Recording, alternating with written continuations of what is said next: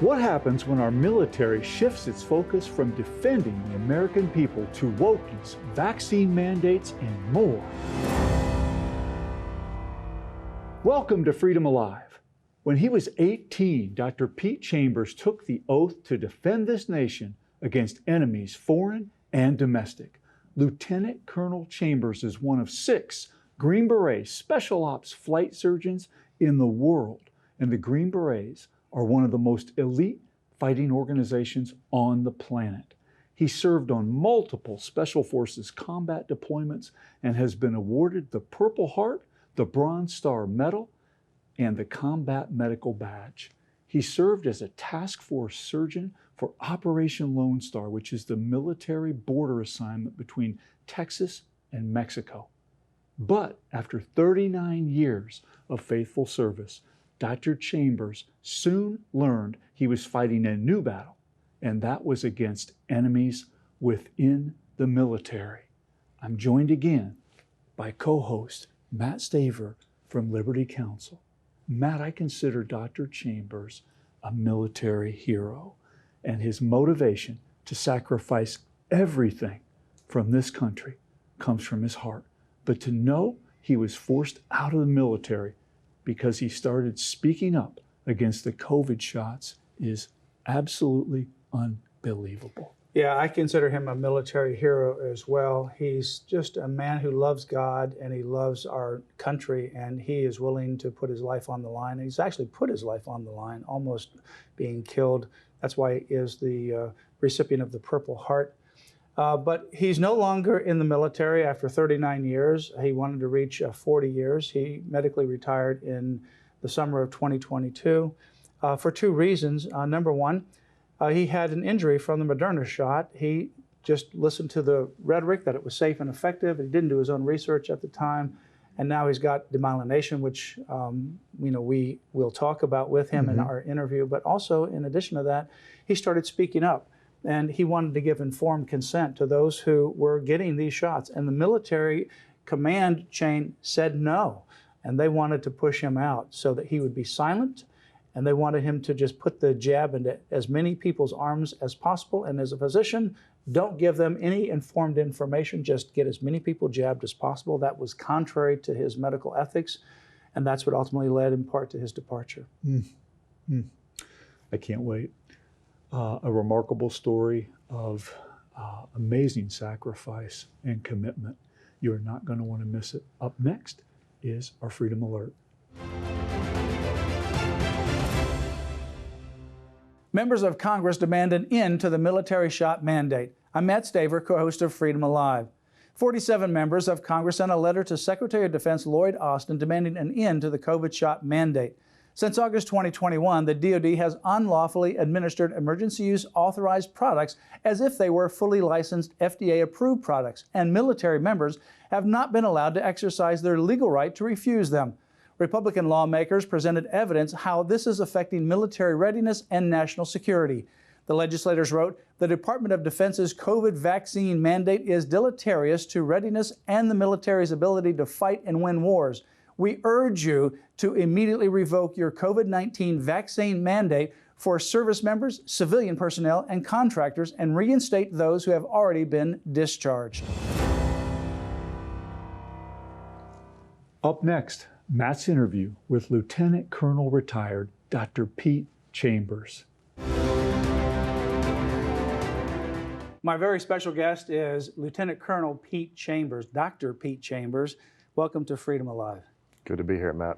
You are an individual who has been a flight surgeon in the United States Army, which means that you are a medical physician that not only treats people within the military, but also pilots as well, and other individuals. And you have served in the military for 39 years. You retired, medically retired, in the summer of 2022. Yes.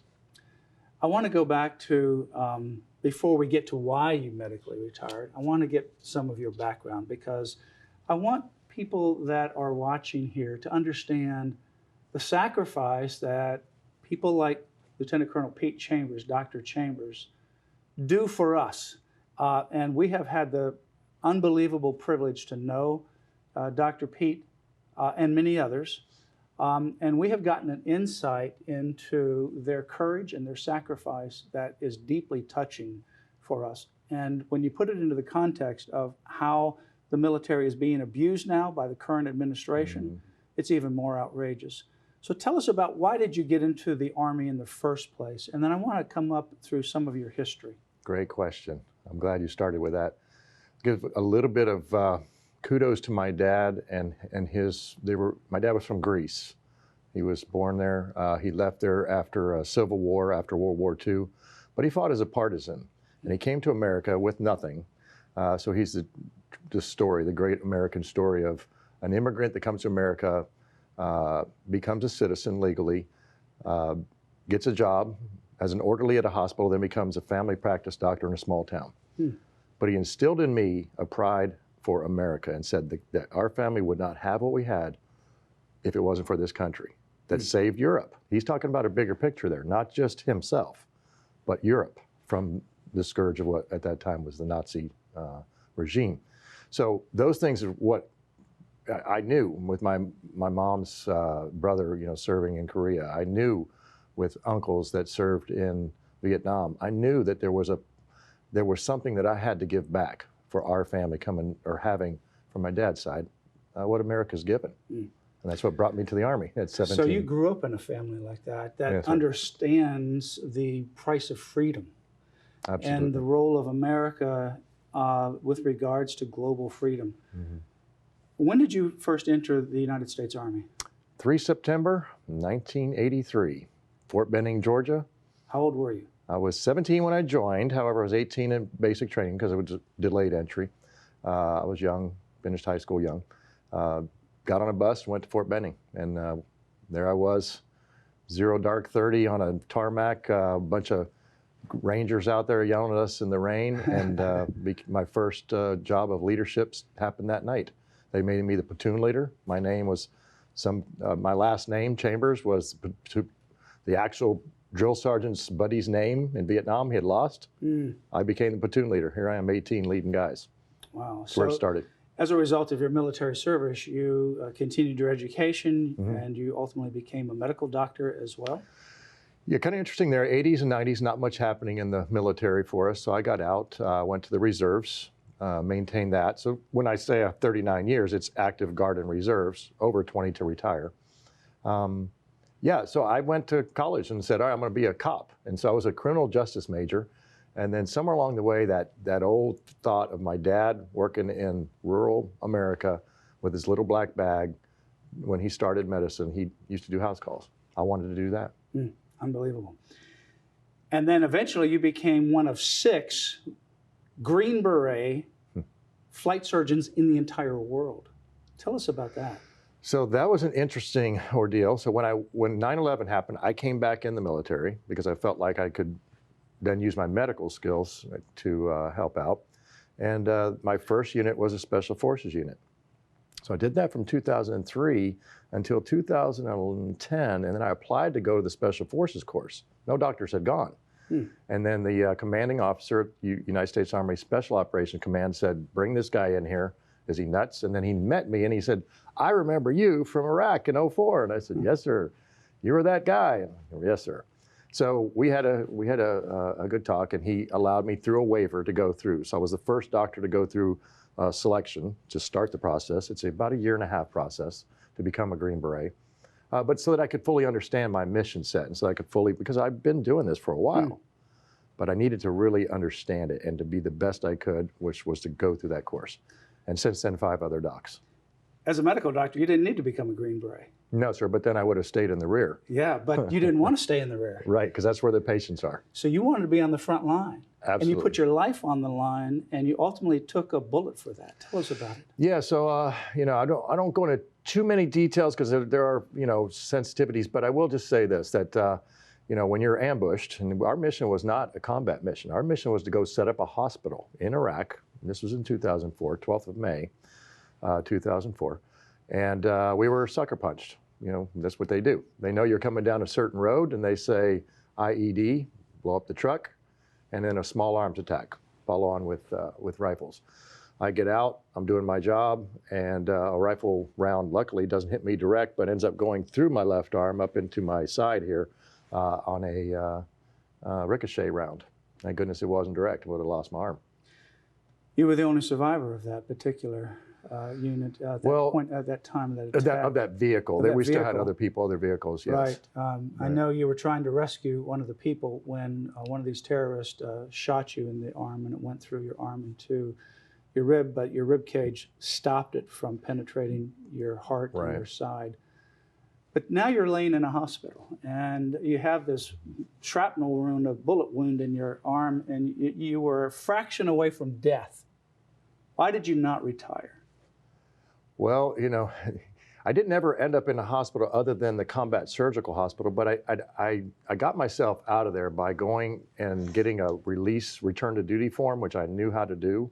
I can talk about this now because I'm out of uniform, and I signed it myself. So you signed a form to release yourself, so you could go back out on the battlefield? Well, I knew how to fill it out. I knew how to sign it. I made my name messy, and there was combat, so it was chaos. So when chaos ensues, you got a bullet wound in your arm. Well, I've just got a sling. Yeah, just a little bullet wound in my arm, but I signed my own orders to get out of the hospital so I can go back there. This is the kind of what I'm talking about. You don't understand what people like Pete Chambers and others like him are doing to sacrifice everything for freedom. So I wanted to share that because it's a phenomenal story. Most people would say, you know, let me just retire. I almost took the final bullet. You just went right back out. You have to say to yourself, am I willing to go back out again tomorrow? And that's a hard decision. That's a hard decision, but we do it. And we do it because we don't live in a spirit of fear, and because we believe that there is a maker, that God does exist. That's what gives me the strength. And that's how we end up doing it. Yeah, the amazing thing is you did go back out. You continued to do your job. You're one of 6 Green Beret flight surgeons in special forces in the entire world. That's a doctor, flight surgeon. Now we move forward to 2020, and we have the pandemic. And a lot of other things happened in between that time where you recovered and you went back out on the battlefield. But we have the pandemic in 2020, and then there is these COVID shots that get rushed through. First one is Pfizer in December 2020, and then there's Moderna in January, and then of 2021, and Johnson & Johnson. You're a medical doctor. As a medical doctor and as a member of the U.S. Army for so many years, you took all kinds of vaccines. And you trusted your chain of command. You trusted the United States government. You fought to defend the Constitution of the United States against enemies, foreign and domestic. And they're telling you, Dr. Chambers, you need to take this shot in order to be deployed on the front lines. And you wanted to be on the front lines, particularly at the border where you were doing some work in other places. So what'd you do? So my theory has always been wherever the potential for patients are is where I need to be. And that's how people come home, right? And that's not just me, but any of my medics. And in order to do that, I trusted that my government would give us something safe and effective. And we've talked about this heard it through numerous court cases. Safe and effective, safe and effective. And then I go to the border and they say, you got to take this shot. And nothing had come out yet. This was early January. You know, nothing had come out yet. 2021. 2021 on the VIRS or the DMED yet. No real signs. And the DMED is a military database of medical information for both active and reserve. Yeah, Defense Medical Epidemiology Database. So not knowing that and taking my job and my shot card about this long, both sides, and saying, all right, here's the next one, you know, roll up the sleeve, went to work, and sometime thereafter ended up with a pretty significant side effect. And the side effect is called demyelination, which the best way to explain it from a layperson standpoint is if you take an electrical cord that has plastic or rubber on the outside and you melt off that outer covering and you just have the cord, that's essentially what happens with demyelination with regards to your nerves and the covering of your brain. There's a protective coating over it that God created. And what these COVID shots are doing, among many other things, that they're not safe, but one of the side effects is the outer covering of your nerve gets deteriorated and it causes, for lack of a better medical term, short-circuiting, malfunctions. And so that's the condition that you had developed as a result of this shot. Correct. And that demyelination can begin with just little cues. What mine was vertigo. And it just, and then it got so bad to where it was called horizontal gaze nystagmus, where the eyes would literally bounce, and you can't drive. You can't do anything. Pull over and you wait it out. And it can get worse. And I've seen it then at that point on the border. I saw that it become exceedingly worse in that we were having stroke-like victims walking in. Okay, so it looked like they were having a stroke, but they're 30 years old. Doesn't make a lot of sense. So at that point, that's when I started really looking at the data, the military database and the VAERS, because we're busy on the border. We had 12,000 people coming across a week. You, like everybody else that has had that career, if somebody asked you that you want to go into the military, what would you normally say before COVID happened, before you see what's happening with our military right now under the current leadership? I'll tell you what I tell a lot of kids right now, and prior to COVID and what I say now, prior to all of this craziness, I would say, you know what, let me help you find what you would best fit into, because some people are more suited to be a sailor or a Marine or a Green Beret or an infantryman. I didn't know when I was a kid. I just joined the infantry. And I would find them a way. But now I'm trying to find them a way to put it off until these mandates are lifted. Because these mandates are destroying us. They're destroying us right now. There are people in the hospital, ICU. I had 6 at one time in the hospital on the border out of 3,000 soldiers. 6 soldiers. Instead of being there guarding our border, our southern border, they're recuperating in the hospital, maybe some of them fighting for their lives because they've gotten the shot that's supposed to be safe and effective, which we now know it's not. And the second thing to that is that how was it that we were able to, at a very low vaccination rate, continue the mission? We talk about medical readiness or readiness in general. How were we able to do that? Lesser intrusive means is how we did it. We used nasal swabs with betadine and saline.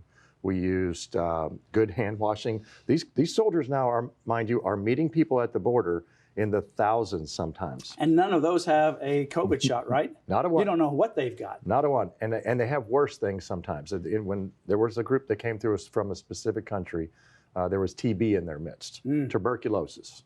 I worry more about that than I do some, we'll talk about what I think this actually is, maybe in another episode. But this virus, I'm being cautious here. I might say it for you. I know exactly what you're thinking, but I think it was designed to do exactly what it's doing. Absolutely. Number one, to take out a lot of people and depopulate people. But I think also the COVID shots are going to outpace the deaths that have come from COVID and the lack of information that they have prevented from getting out regarding proper treatment. Who knew before COVID about nasal washes? CDC never said anything. FDA never said anything. Whoever knew about vitamin D and quercetin and those kinds of things to develop your natural immune system? Where's the CDC in this? Where's our government in this? Instead, they just said, get the shot. It's safe and effective. It's neither. What's happening to the military? I know that I read some articles recently that the United States Army is well under recruitment levels because they're not, I mean, we're talking about tens of thousands of people that they're trying to recruit. They just don't have the people. What's happening within the military that you're seeing in the Army and others, because you're dealing with other military branches as well? What's the attitude going on in there? Give the people some insight as to what's happening to our men and women in the armed services. It is one of the earlier stages of what a Marxist regime would do if they wanted to take over a country. Now, bear in mind, I'm an expert in unconventional warfare. I've been trained to go to foreign countries and to convince people there to overthrow a bad actor government. So when I see it happening to us, and you ask me what it's doing to our troops, demoralization is what's happening to our troops, and that is step 1 or step 2 of a Marxist takeover. Demoralization. That is what's happening to our country and to our troops, and it is also a culling out, a removal of guys like me who do legal, moral, ethical. Now, as a doc, I add, first of all, do no harm. In the Navy, I believe it's courage, commitment. I don't know they use those terms. We all have our terms in our different branches, but they all are based upon one thing, which is honor and ethics and morals and truth. But when those things demoralize us, those rise to the top that continue to coerce, and those of us that protected the soldiers, and by the doctrine of lesser magistrates, when we step in the gap and interpose for our soldiers, that's what we're supposed to do. Whether it's illegal, and then you become the target. When you have an illegal order given to you, and you have to stand up, and you become the target. I went from pretty much the top of the chain as far as docs in the Texas military department to persona non grata. When you retired in the summer of 2022, you told me that there was no ceremony. Right. For a man of 39 years, Purple Heart, no ceremony. One of 6 Green Beret medical flight surgeons in the entire world, no ceremony. You got your packages, your stuff, overnighted to you in a box that you got at home. Right. How in the world do we treat our soldiers like that?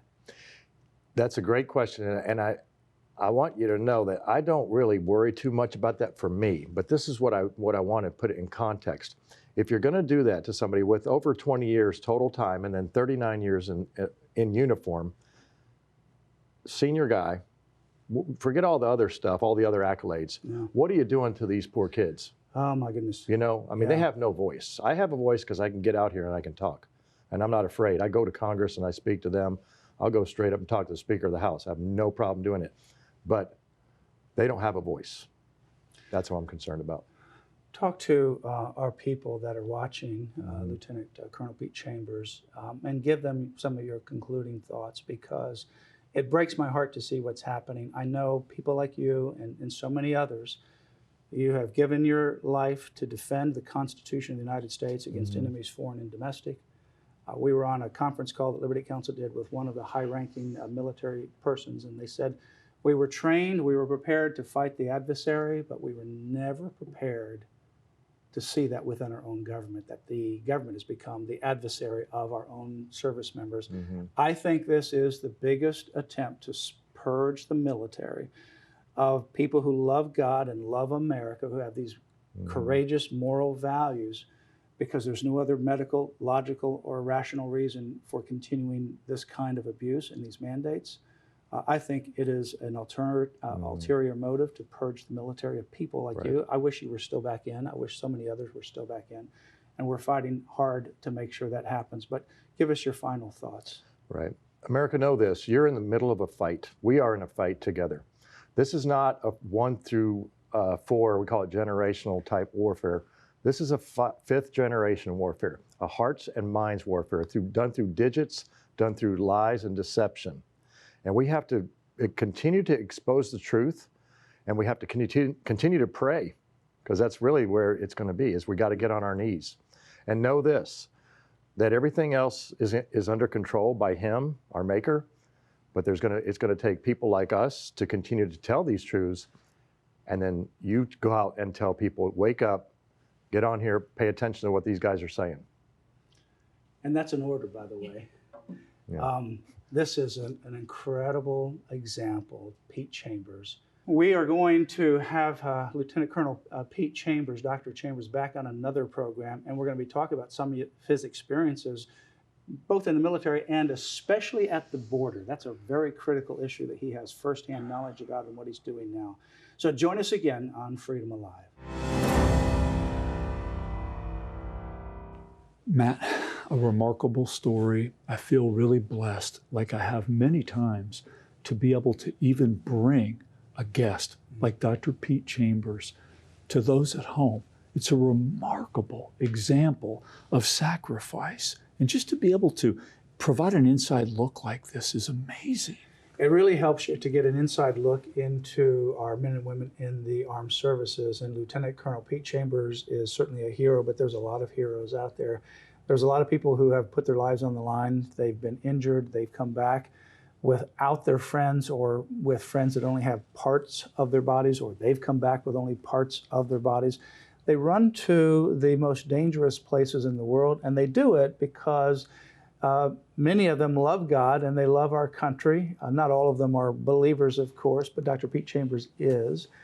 And he has a passion for God, and he has a passion for defending our freedom, and it's generational in his family. It is so critical. We take it for granted because we get up in the morning, we have this freedom. Sometimes we ask you to write a letter, to make a phone call, to show up at a board meeting, to show up at city council. And you might think, well, that's a little bit of an inconvenience. My goodness, listen to what these people do. Exactly. They go to the very front lines and they put their lives on the line. You know, we defend freedom with a pen. They defend freedom with their lives. And I just am so encouraged that there's people like that. But I'm also concerned, as much as I'm encouraged that I know people like Dr. Pete Chambers, I am terribly concerned about what's happening to our men and women in the military by the current administration. It is unconscionable. I know people that are separated from their families for 18, 19 months, and they can't get back home. Why? Because they are told that you can't come back home and see your child that you've never seen who was born while you were gone unless you take the COVID shots. I encourage people to pray, pray, pray for our military. And if you want more information about what's going on to defend them, you can go to lc.org/military. I agree. As a further alert for all of us, I was really intrigued when Pete described a different kind of warfare that we're now facing, right? Non-conventional, from an expert on the front of the front line, warning us of this different kind of warfare. Well, we have a warfare that's actually taking place internally. We had Secretary of Defense Lloyd Austin when he was confirmed in 2021. He said he wanted to purge the military of certain people. He felt that there were, quote, enemies inside our own military branches.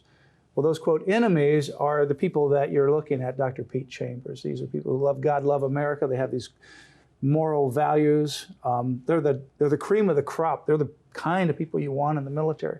Those are the kind of people that the Secretary of Defense is trying to purge from the military. It's a serious internal war to deconstruct those defenders of freedom and to tear them down and to destroy their morale. And when you do that, you weaken them, and when you weaken the military, you weaken the United States of America. And ultimately, what's at stake is our freedom. I agree. I agree. We cannot wait to bring you episode 2 with Dr. Pete Chambers. In closing, remember Galatians 5, verse 1, which says, "It was for freedom that Christ set us free. Therefore, keep standing firm and do not be subject again to a yoke of slavery. Our freedom is a gift from our Creator. We must never forget and always protect it. So join us here next time, where you'll hear victories as well as ways you can stand up for your priceless freedom. Join us again for Freedom Alive."